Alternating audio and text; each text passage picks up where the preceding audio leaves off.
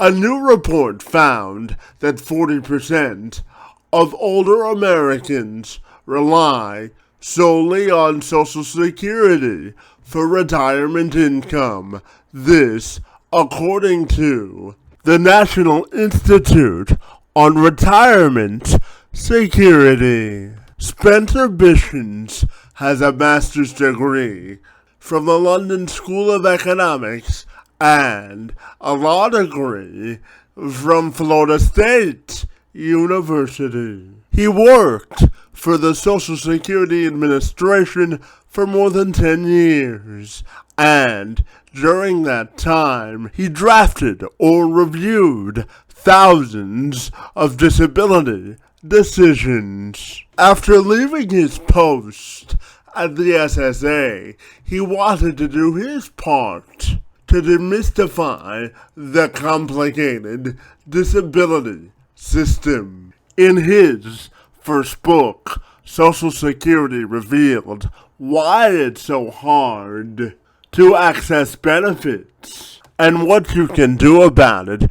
it explores the obstacles that disability claimants face and tries to make it a little bit easier to understand the process so you can get your benefits faster. Bishins joined me this week to give me an insider's perspective on just how the system works and to hopefully break down some barriers towards inclusion when it comes to accessing benefits.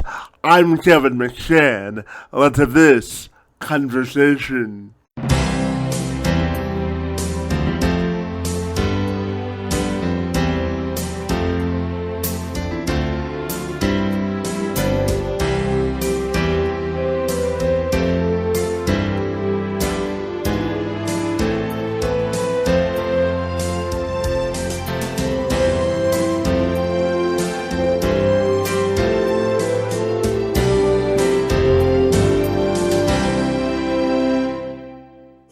If you're ready, I'll take a moment to welcome you to the program, and I'm super excited to learn about your new book and how you're aiming to help people applying for Social Security money. Great to see you this afternoon, and thank you so very much for being here. Yeah, that's right. It's a difficult process, and it's a confusing process, and that's why I wrote the book. Yeah, absolutely. So let's dive right into it, buddy. Let's talk about the 10 years that you spent working there. I know you reviewed or processed thousands of disability claims. So what did you learn about the process, and why were you so inspired to write the book? Yeah, so I started in 2010, and I actually started at the Appeals Council, which is, if you think of there being 5 levels of review, this was level 4. So I actually started pretty deep into the process. In other words, the cases that I was seeing already had gone through several levels of review. And so I got to see a lot of cases in that role because I wasn't writing the decisions, I was just reviewing them on appeal. And they go a lot faster when you're doing that. So I got to be involved with almost 3,000 decisions in just a little over 3 years, almost 4 years. And then I transferred to the hearing level where I was actually writing the decisions. So someone would go to a hearing with a judge, the judge would make the decision, and then staff, such as myself, would actually write the decision. And I wrote almost 2,000 decisions in the 7 years I was there. And one of the most important things I learned was the process, while it may not seem all that complicated to those of us on the inside, was really, really complicated for claimants. Lots of claimants would get a representative, but that representative, while they would go to the hearing with the person, they're not explaining things to the person. And a lot of people choose to do this without a representative, and I could tell just from reading medical records and from hearing those people speak at the hearing, that they were just completely lost. And there's a lot of confusing terms. A lot of things are intentionally designed to be confusing. And so when I left the agency, I knew that I wanted to try and do something to help demystify some of that, to make it less complex, to make it less onerous, to take this complicated government jargon and just explain things to people in plain language. And so that's why I wrote the book, Social Security Disability Revealed, why it's so hard to access benefits and what you can do about it. And in that book, I explain the difference between the two Social Security programs. I explain how Social Security makes its decisions. I explain all the different levels of review, the different doctors that you'll need to see, who's going to be at your hearing, and even how to appeal. Oh, and if you are in a fortunate enough situation to be granted benefits, I also have a section in there about how to not lose those benefits, because obviously once you get the benefits you've worked so hard for, you don't want them to go away. And so I made sure to include that in the book as well. Yeah, tell me about the process of writing the book, what you learned about the process that you might have not already known about yourself, and some of the more interesting tidbits about writing the book. Well, before I started, I knew I wanted to do something like this. I had a lot of bits and pieces of information in my brain, and I knew I wanted to tell people. I'll give you one example. When someone first files a claim, it's handled by their state, usually it's the Department of Health in the state where you live, and a state employee working for that agency will make a decision on your claim. Well, in addition to your own medical records, one of the things that they'll do is they'll send you to see a doctor, and Social Security pays for that appointment. But a lot of people think, oh, okay, finally, this doctor's going to listen to me. Or maybe that doctor's very nice. Oh, he understands me. My claim will be approved. But that doctor isn't there for you as the claimant. That doctor doesn't represent you. They're not there to help you. They're being paid by Social Security to write a very specific report for Social Security. Most times, the Social Security can take that report and deny your claim. But that's not something that Social Security is going to tell people, right? They don't say, we need you to go see this doctor so we can get evidence to deny your claim. They just say, we need you to go see this doctor, please. And so I think it's important with situations like that, where you don't necessarily know what's going on or why or what the motivations are, to have some additional information. And that's just one example of many. And I had them in my brain, and I knew I wanted to explain this to people. So I just started writing. I started writing back in January of this year. And I just got my stories and my explanations and everything down on paper. And before I knew it, I had half the book written already.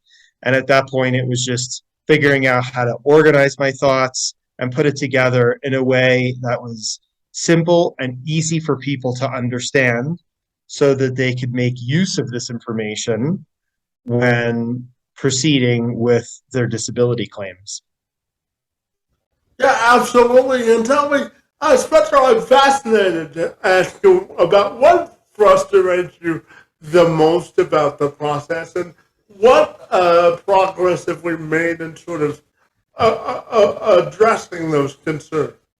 Well, that's a great question, but it assumes that the people who represent us, the members of Congress, want to try and fix the problems. And that's not happening. And that leads back to your first question, was what frustrates me the most, is that it's not that things are accidentally difficult or confusing. It's that the program is intentionally designed to keep people away. So they make it really easy to pay into the system, right? If you're an employee, the money just comes out of your paycheck automatically, And after it comes out, you're told, here's how much we took from you and sent to the Social Security Administration. But then if you try and go get benefits, if you are sick or injured and you are eligible and you are entitled to those benefits, the barriers that are there in the application process and the approval process, it's just barrier after barrier after barrier, like the one I just told you about. You get all your medical records together, you give them to Social Security, your own doctor says you can't work, should be easy, right? Your own doctor who knows you best says you can't work. Well, Social Security will put a barrier in your way between you and being approved. They'll send you to see a doctor that they're paying that knows they want a medical opinion saying you can work. So that doctor will see you a grand total of 8 minutes, and in that 8 minutes, know for sure that you can definitely work. And they'll send that opinion to Social Security, and Social Security will deny your claim. And so that's just one example of the roadblocks that are intentionally built into the system to prevent people from accessing these benefits that they've paid for their entire working lives. And that's really terrible. And so obviously nothing in my book can guarantee that you'll get benefits, but I do think there's a significant advantage to anyone who understands the process and who knows what's so that they can best prepare for what's coming and give themselves the best chance of success. And Frederick, I'm also curious to ask you whether you think it would be wise for Social Security to work towards a system where they guarantee sort of a guaranteed level of income for those people. Do you think it would be easier or more efficient if they operated a system in that manner? Yeah, it's a idea, a universal basic income, and I talk about that in the last chapter of the book, because it really would be way more efficient. People don't think about this, but it really would be more efficient. Instead of having people have to apply and be approved and go through all those roadblocks and jump over all those hurdles, really the easiest thing is to just give people money. And studies have shown this, like the best way to prevent homelessness is to literally just give people homes. And it's true with public benefits too. The best way to prevent people from becoming homeless or not being able to keep the lights on because they're not working and they don't have an income, the best solution to that is to just give them an income. It seems counterintuitive and it seems like it would be really expensive. But if you take all of the federal public benefits programs and you aggregate all that money, and then you distribute that to every adult in the United States, you're looking at between $800 and $1,000 a month. So, and of course, that would go to people who don't need it right now, but we all have medical impairments at some point. We will all become sick or injured at some point in our working lives. And giving people this guaranteed income that they know is going to be there for them, it really helps to alleviate the stress of, I don't need to worry about how I'm going to pay my rent. I don't need to worry about how I'm going to buy very, very simple food or secondhand clothing. It's not discouraging people from working, right? It's only $1,000 a month. That's not going to give anyone a luxurious life. But it does help people de-stress a little bit because they know, okay, I can go take care of my health right now and still pay my rent and go get medical care so that I can get better, so that I can go back to work. So a universal basic income is a really interesting idea, and it works in a lot of places around the world. Several countries in Europe have some form of a universal payment or a universal credit system, and they work really well. But that's chapter 34 of the book. And the reason I saved that for last is, while it's great to think about how the system could be significantly improved, of course, that's not the system we have today. So the first 33 chapters are helping today's claimants understand the system we have today so that they can obviously file their claims and help their family members and understand the current system, because realistically, it's not going to be going away anytime soon. Yeah, absolutely. And Spencer, I'm curious to ask you about creating a blueprint where claimants can follow to make the application process easier. Yeah, and that's why I designed the book in the way that I did. I started, like I said earlier, I started with having all of these stories and insider information and things I wanted to say about, like, for example, how the judges are incentivized by Social Security to deny claims, how decision writers who maybe are going to be more claimant friendly decision writers who maybe might want to suggest more cases be approved, how the agency can push those decision writers out. I had all this information and I wanted to say it, but like I said earlier, I wanted to present this book, like you just said, as more of a roadmap. And so I felt like the best way to do that was in sequential order.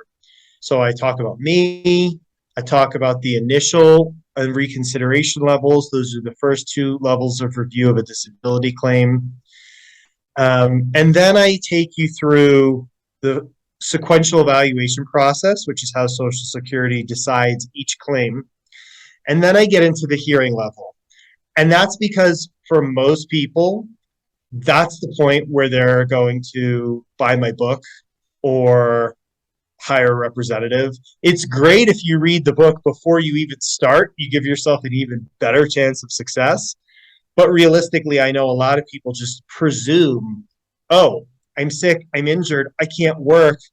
Of course, they'll find me disabled. I know I can't work. My doctor says I can't work. I'm disabled. But unfortunately, at the initial level, about 70% of claims are denied. And it's not until after the person gets that denial that they realize, oh, this isn't so simple after all now, is it? I need to go educate myself. I need to get a representative. I need to figure out what's going on.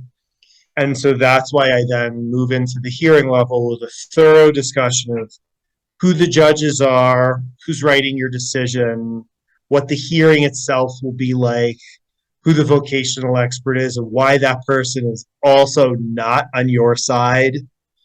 And then, of course, should someone get an unfavorable decision at that point, I talk about how to appeal and what kinds of evidence the agency looks for different kinds of impairments. So I wanted it to be designed like a roadmap where someone could jump in at any point along the way, or they can start from the very beginning and go chapter by chapter. And of course, the information builds on itself, but it's laid out in a way that's easy to understand with simple, plain language. So I am a lawyer and I know how to write in complicated lawyer speak, but that's not what I wanted for this book. I wanted to take the government speak and bring it back to like normal, everyday human English. Yeah, absolutely. And Spencer, I'm curious to ask you about politicians' role in this, and whether they should really make reforming the system a top priority. Yeah, like I said earlier, I don't think the Congress is going to reform the system because the system as it is designed now is meant to keep people from being able to access those benefits. And one of the truths about the American economy that people don't like to talk about is that we demand too much from people. We demand too much too early for too long. We don't give people adequate vacation. We don't give people sick leave. We tell people very early on, a lot of times, even while you're still in high school, you need to go out and get a job. We don't work 8 hours like we did in the 60s. People are being pushed to work longer for less pay, harder jobs. It's hard on the mind, it's hard on the body. And after 10, 15, 20, 25 years of doing that, people just worn out. And that's why most disability claims tend to happen in the 40s and early 50s. That's the point where people just have burnout. And sometimes it's physical burnout. If I've been working in a warehouse or as a restaurant server, my feet, my knees, my back, things just, our bodies are just not designed to do the kind of work for as long as we're expected to do it in the United States. And when I say as long, I mean as many hours in a day, as many days in a week, and as many years all in a row without a substantial amount of breaks.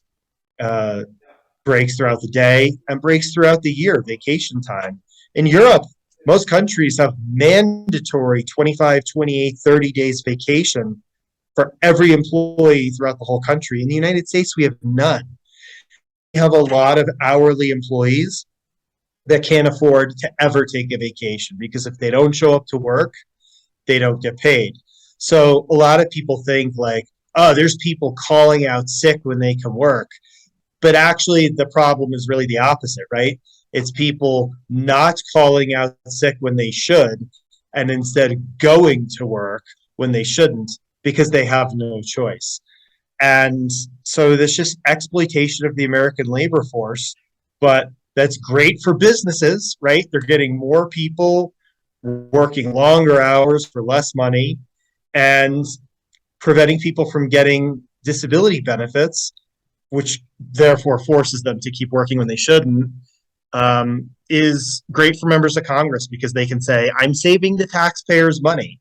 So the incentives are just not there to really help people get benefits that they deserve.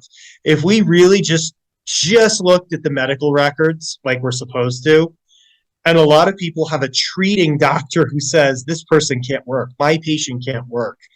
And if we approved all of those claims like we really should, the approval rate would be so much higher and there would be so much more money coming out of the system. And then politicians would get blamed for basically killing Social Security. So, you know, we're told to pay in based on this promise that that money will be there for us when we need it, but it's not really there for us when we need it because the politicians are doing everything they can to keep people from getting benefits, to keep taxes low, and to basically push the American labor force further and further. And for individual humans, it just, at some point, there's a breaking point and they can't do it anymore. And that's really sad. But what big business understands is that if this worker breaks down and can't work anymore, there will be another desperate American employee right behind them. And so the business will be fine, even though we're just quite literally breaking all of these American workers in the process. Yeah, and Spencer, for anybody that reads your book or after listening to this would be um, compelled to go buy it, what's the message you hope that they take away from it and uh, about how to make this process more easier?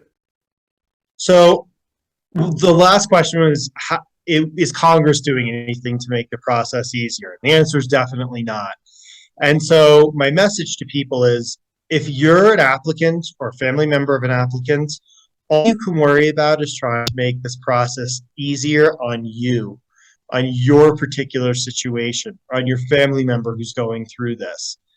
And that's why I wrote the book, because while there's all these barriers, while there's all these roadblocks that are intentionally put there, if you know what they are and you know how to get around them, I mean, think about literally the hurdles in the Olympics, right? They're literal hurdles.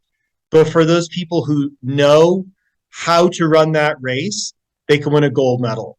So knowing where the agency is putting up roadblocks, knowing how they're trying to trip you up, knowing who's on your side, who's not on your side, knowing what to look for, knowing how to read your own decision, knowing what kind of medical records the agency wants to see for each particular type of impairment, knowing the definition of disability, knowing what's going to happen at your hearing. All of these things, if you know what's going to happen, that gives you a sense of calm, it gives you a sense of empowerment, and it can make you feel like you really can do this, even though the agency doesn't want you to have a successful disability claim. There are a lot of people every year who do have favorable outcomes. And I wrote a book to give you some tips so that you can give yourself the best chance of success. And that's what I want every disability claimant to do, is to know the process so they can go in it not confused and I don't know what's happening and I don't understand. I want every claimant to know exactly what's going on, to know exactly what they need to do at each step of the process to give themselves the best chance of having a successful claim. Yeah, and Spencer, just very quickly, I'm going to share something about myself. So I was actually born with a spastic quadriplegia cerebral palsy. So I have lived the Social Security or government income life, and only getting paid once a month by that agency that's responsible for it here in Canada. They pay you once a month, and I think it's something like only $900 a month. And people that rely on that income, it's harder to advance in life, sort of to speak.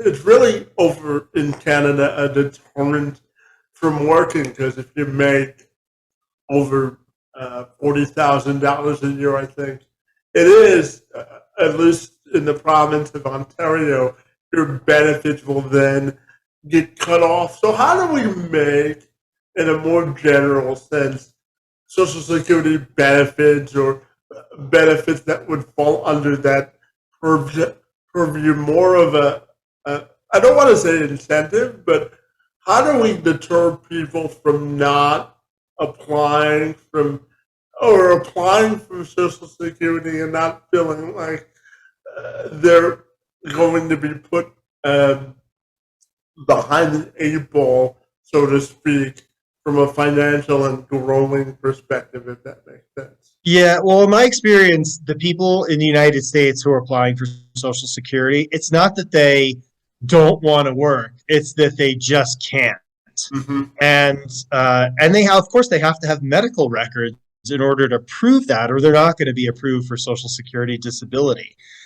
And so, I don't think anyone says, "Oh, I'm going to go into Social Security and I'm never going to work again if I can." I think that, like you said, the benefits aren't that much in the United States either. So people who can work would not choose to be on and stay on Social Security benefits. But actually, in the United States, the SSDI program has a way to help you try and get back to work. If you are approved for benefits and you're collecting SSDI benefits, Social Security Disability Insurance benefits, there are programs to help you try and get back to work where you can earn benefits or you can collect benefits while earning an income. And you can do that for so many months. And that's to encourage people to try and go back to work without being abruptly cut off. But if after so many months you show that you are able to work, then the agency will end your benefits. And a lot of people do that because, like I said, people don't want to be on $1,000 a month of government benefits if they can go work and earn $2,000 or $2,500 or $3,000 a month. And so for a lot of people, it is short term. I'm injured. I have a chronic condition. I have something. I need to get some treatment. I need a few years of not doing heavy lifting. I need to get physical therapy. And then I'm hoping I can go back to work, maybe doing a different type of job. And a lot of people do that. And I totally agree with you. Any public benefits program like this, a disability program, really shouldn't have an incentive to keep people from working. And the good news is Social Security does have a way for people to get back to work. Well, that's good. And, Spencer, my final question for you has to do with your own individual and personal legacy and how you want that to be defined and how you hope the book helps you accomplish that goal. Yeah, I mean, I'm just one of many tens of thousands of employees who've worked for Social Security, even just over the last few years. So I don't know if I will be like long remembered, but I hope for at least the next few years there will be more circulation of the book. It will get to more and more claimants in the country because over 1 million people apply for Social Security disability across the United States every year. So, and not long it was 2 million people. And that's like 7 or 8% of the entire population of Canada, I think. So it's a lot of people. And I know that this book has information and has tools in it. Like I said earlier, I can't guarantee you're going to be approved, but it's got information and tools so that you can understand the system and give yourself the best possible chance of being approved.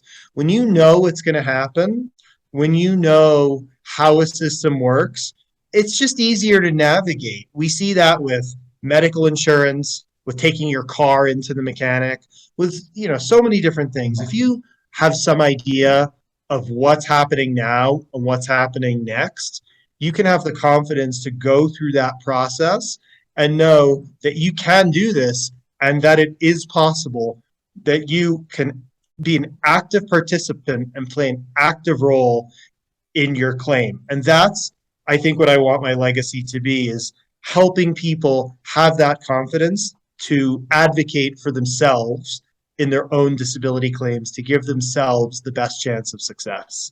Yeah, absolutely. And Spencer, if people want to buy the book or get in touch with you personally, what's the best way they can do that, Bonnie? Yeah, the best way to get Social Security disability revealed is to go to our website, Bishins Publishing. That's BISHINS publishing.com. We have links to all the different places to buy the book, including asking your local library to carry it. And there's a link on there to send us a message if you have a question that I maybe didn't cover somehow in the book. And we've also got links to all our social media and a description of all the contents in the book. So that's the one-stop shop for everything, bishinspublishing.com. Fantastic. Well, Spencer, I really think the book and your work in the space of Social Security will help hopefully transform the way people look at sometimes daunting but yet important process, my friend. Your work in the space and time on my behalf is most appreciated, and I want to thank you for engaging in conversation and answering my questions this afternoon. It's most appreciated. Yeah, thank you for having me. It's been fun.